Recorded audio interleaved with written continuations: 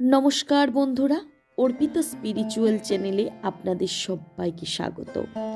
আশা করি আপনারা প্রত্যেকে ভালো আছেন, সুস্থ আছেন। বন্ধুরা, ভগবান বিষ্ণু কে? তার উৎস কি? এই সৃষ্টির আগে তিনি কোথায় ছিলেন? আমাদের মনে প্রশ্ন জাগে, এই অনন্ত মহাবিশ্বের শুরু কোথায়? আধুনিক বিজ্ঞান বলে বিগ ব্যাং এবং এক মহাবিস্মরণের কথা, কিন্তু আমাদের প্রাচীন সনাতন ধর্মগুলি হাজার বছর আগে এই সৃষ্টির রহস্য আলোচনা করেছেন, যেখানে এক মহাশক্তিধর সত্তার বর্ণনা পাওয়া যায়, যাকে আমরা বিষ্ণু নামে জানি। তাই আজ আমি আমার এই ভিডিওতে সেই উত্তরগুলো খুঁজব, যিনি পুরো ব্রহ্মাণ্ডকে পালন করেছেন। তাহলে তাকে কে সৃষ্টি করেছে? সৃষ্টির আগে যখন সময় ছিল না, স্থান ছিল না, তখন তিনি কোথায় ছিলেন? প্রথমেই বোঝা দরকার, বিষ্ণু আসলে কে?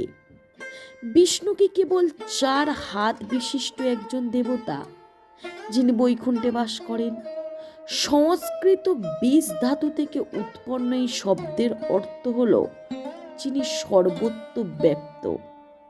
আবার উপনিষদ বলছে, যচ্ছ কিঞ্চিত জগত সর্বং দৃশ্যতে শ্রয়তেহপি বা, অর্থাৎ এই জগতে যা কিছু দেখা যায় বা শোনা যায়, তার ভেতরে এবং বাইরে যা ব্যপ্ত হয়ে আছে, তিনি বিষ্ণু। তিনি কেবল একটি সত্তা নন, তিনি হলেন সেই পরম চেতনা বা কসমিক কনসাসনেস, যা এই মহাবিশ্বের প্রতিটি অণু পরমাণুকে ধরে রেখেছে। আপনি যদি বিজ্ঞান দিয়ে ভাবেন, তবে মহাবিশ্বের মৌলিক শক্তি, যা ধ্বংস বা সৃষ্টি করা যায় না, তাই হলো বিষ্ণু তত্ত্ব। এবার আসা যাক আপনার করা দ্বিতীয় প্রশ্নে, ব্রহ্মাণ্ড সৃষ্টির আগে তিনি কোথায় ছিলেন? পুরাণ অনুযায়ী যখন এই পৃথিবী, সূর্য বা নক্ষত্র কিছুই ছিল না, তখন ছিল কেবল এক অসীম জলরাশি, আর একে বলা হয় কারণ সমুদ্র। এটি কোনো লৌকিক জল নয়, এটি হলো সৃষ্টির অব্যক্ত অবস্থা। এই কারণ সমুদ্রে বিষ্ণু তার যোগ নিদ্রায় মগ্ন ছিলেন। অনন্তনাগ, তিনি যার উপর শায়িত, সেই শেষ নাগ বা অনন্তনাগ আসলে সময় এবং অবশিষ্টের প্রতীক। প্রলয়ের পর যা অবশিষ্ট থাকে তাই হলো শেষ। যোগ নিদ্রা, এটি কোনো সাধারণ ঘুম নয়, এটি হলো সৃষ্টির বীজ বপনের আগের গভীর ধ্যান। বিজ্ঞানীরা যাকে সিঙ্গুলারিটি বলেন, যেখানে সমস্ত শক্তি ঘনীভূত থাকে। আধ্যাত্মিক ভাষায় তাই হলো বিষ্ণুর যোগনিদ্রা। এটি সবচেয়ে বিতর্কিত এবং কৌতূহলী উদ্দীপক প্রশ্ন। আমরা যদি বিভিন্ন পুরাণের পাতা উল্টাই, তবে দেখব প্রত্যেকটির উত্তর ভিন্ন ভিন্ন। বিষ্ণু পুরাণের মত, বিষ্ণু পুরাণ অনুযায়ী বিষ্ণু হলেন অনাদি এবং অনন্ত। তিনি স্বয়ং ব্রহ্ম, তার শুরু নেই, তাই তাকে সৃষ্টি করার কেউ নেই। তিনি নিজেই নিজেকে সাকার রূপে প্রকাশ করেছেন, এখানে তিনিই হলেন স্বয়ংভূ। আবার শিব পুরাণ অনুযায়ী, শিব মতাদর্শ অনুযায়ী সৃষ্টির শুরুতে কেবল পরমেশ্বর শিব বা সদাশিব ছিলেন। তার ইচ্ছায় এক দৈব পুরুষের সৃষ্টি হয়। শিবের আজ্ঞায় সেই পুরুষ কঠোর তপস্যা করেন এবং তার দেহ থেকে নির্গত জলধারার কারণ সমুদ্র সৃষ্টি হয়। সেই পুরুষই হলেন বিষ্ণু। শিব তাকে আশীর্বাদ করেন যে তিনিই হবে জগতের পালনকর্তা। আবার ভাগবতের ব্যাখ্যা অনুযায়ী, শাক্ত ধর্মমতে আদ্যাশক্তি মহামায়াই মূল, তিনি ব্রহ্মা, বিষ্ণু ও শিবকে সৃষ্টি করে তাদের ভিন্ন ভিন্ন দায়িত্ব অর্পণ করেছেন। আবার দার্শনিক মত অনুযায়ী আপনি যদি বেদান্তের দিকে তাকান তবে দেখবেন ব্রহ্ম বা পরমাত্মা এক। যখন তিনি সৃষ্টি করেন তখন তিনি ব্রহ্ম, যখন রক্ষা করেন তখন বিষ্ণু, আর যখন সংহার করেন তখন তিনি শিব।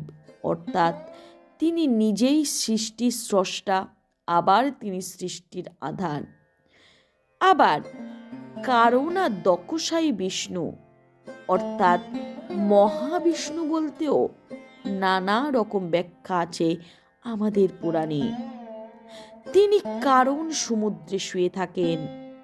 তার এক একটি নিঃশ্বাস মানে এক একটি যুগের শুরু এবং শেষ। যখন তিনি নিঃশ্বাস ছাড়েন তার শরীরের কোটি কোটি রোমকূপ থেকে বুদবুদের মতো কোটি কোটি মহাবিশ্ব নির্গত হয়। আমাদের এই বিশাল ব্রহ্মাণ্ড তার গায়ের একটি ক্ষুদ্রাতি ক্ষুদ্র ছিদ্র থেকে আসা একটি বুদবুদ মাত্র। ভাবতে পারেন আমরা কতটা ক্ষুদ্র। আবার গর্ভদক্ষসায়ী বিষ্ণু প্রতিটি আলাদা মহাবিশ্বের ভেতরে তিনি প্রবেশ করেন এবং সেখানে প্রাণের ভিত্তি তৈরি করেন। তার নাভি থেকেই জন্ম নেন সৃষ্টিকর্তা ব্রহ্মা। আবার ক্ষীরোদসাগরসায়ী বিষ্ণু তিনি প্রতিটি জীবিত প্রাণীর হৃদয়ে পরমাত্মা হিসাবে বাস করেন। অর্থাৎ তিনি শুধু বাইরে নন, আপনার এবং আমার ভিতরেও তিনি বিরাজমান। আবার আজকের বিজ্ঞান যা বলছে, আমাদের ঋষিরা তা ধ্যানের মাধ্যমেই আগেই অনুভব করেছিলেন। প্রথমত হচ্ছে কোয়ান্টম ফিজিক্স।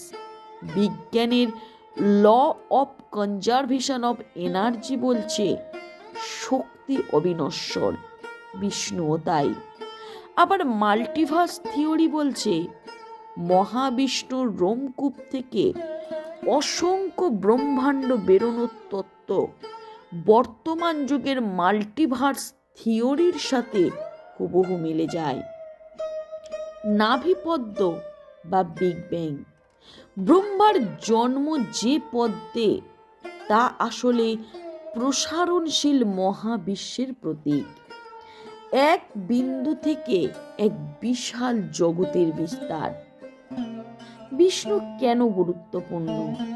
সৃষ্টি করা সহজ, ধ্বংস করাও সহজ, কিন্তু ভারসাম্য বজায় রাখা বা পালন করা সবচেয়ে কঠিন।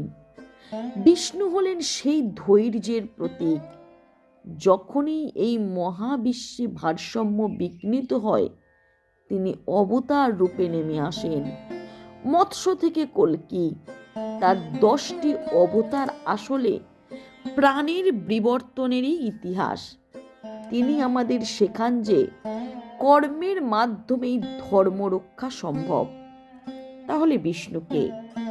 এই প্রশ্নের উত্তর কেবল তথ্য দিয়ে পাওয়া সম্ভব নয়। বিষ্ণু হলেন এক গভীর অনুভূতি। তিনি সময়ের আগে ছিলেন, সময়ের মাঝে আছেন এবং সময় শেষ হয়ে গেলেও থাকবেন।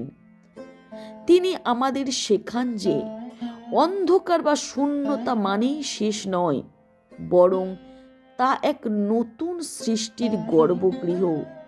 আপনি যদি নিজের মনের ভিতরে অস্থিরতা শান্ত করে একটু গভীরে তাকান, তবে সেই পরমাত্মার খোঁজ পাবেন, আর তিনিই হলেন স্বয়ং বিষ্ণু।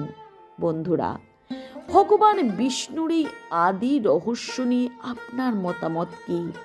আপনি কি মনে করেন? বিজ্ঞান এবং আমাদের পুরাণ আসলে একই সত্যের দুটি ভিন্ন ভাষা। বন্ধুরা, আপনারা আপনাদের কি মতামত দিতে চান অবশ্যই আপনারা কমেন্ট করে জানান। আর আমার এই ভিডিওটি যদি আপনাদের ভালো লেগে থাকে তবে অবশ্যই একটি লাইক করবেন। আর যারা নতুন তারা আমার চ্যানেলটিকে একটি সাবস্ক্রাইব করবেন। নমস্কার। ওম নমো ভগবতে বাসুদেবায়।